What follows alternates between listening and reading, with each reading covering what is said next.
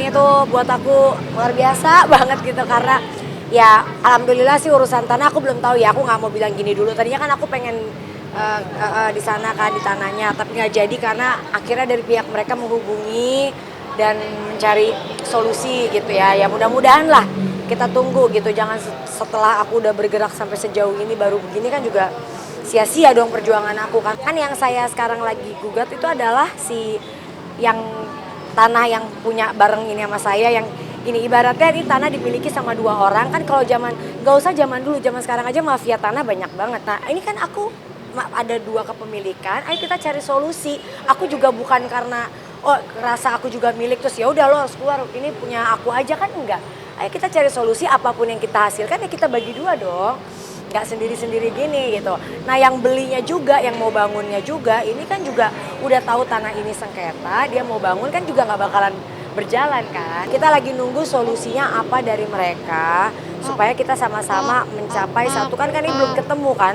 Dengan ketemu kan bisa tahu dan bisa lihat arahnya kemana. Kalau emang bisa ketemu titik temu ya kenapa nggak dari kemarin-kemarin sih gitu. Makanya ini kita kasih waktu, tapi kalau emang udah nggak ya udahlah kita terusin. Tapi kalau emang bisa ya capek juga kan kalau masalah begini. Belum tahu kan masih ketemu insya Allah lusa.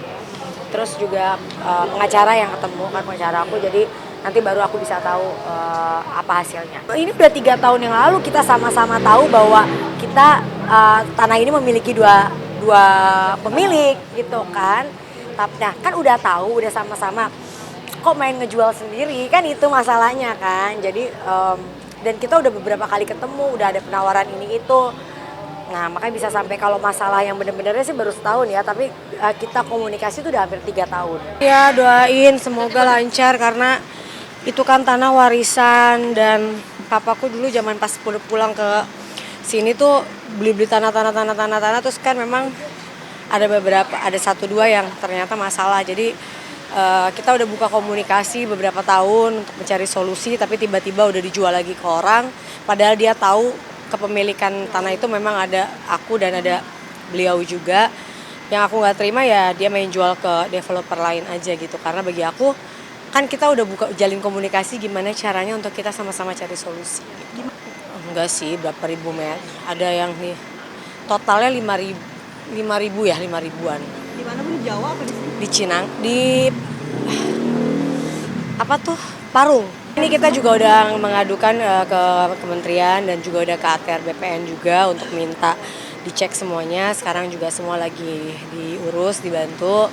Insya Allah kalau selagi kita memang benar, tanda pembeliannya semua ada gitu. Dan papaku selama masih hidup juga ada tanda bayar-bayar ininya, macam-macamnya juga. Jadi kita sekarang lagi urus dan kita akan memperjuangkan gimana caranya supaya bisa kembali gitu, dicari solusinya. Karena kan kita di sini juga nggak mau ribut. Sebenarnya aku juga nggak mau nulis-nulis posting-posting gitu. Tapi kan apa-apa sekarang harus diviralin dulu baru dia. Karena kenapa aku tuh bertahun-tahun loh nggak pernah posting-posting. Karena aku masih menunggu kita itikat baik ya. Tapi begitu dia udah jual lagi dan sekarang tanah itu dibangun sama developer, ya aku berteriak gitu, kemana lagi aku mau ngaduin. Aku udah ke berbagai cara dan aku juga viralin berharap supaya dia bisa tahu bahwa aku akan bertindak gitu. Jadi dia selama ini ngerasa akunya diem jadinya berani.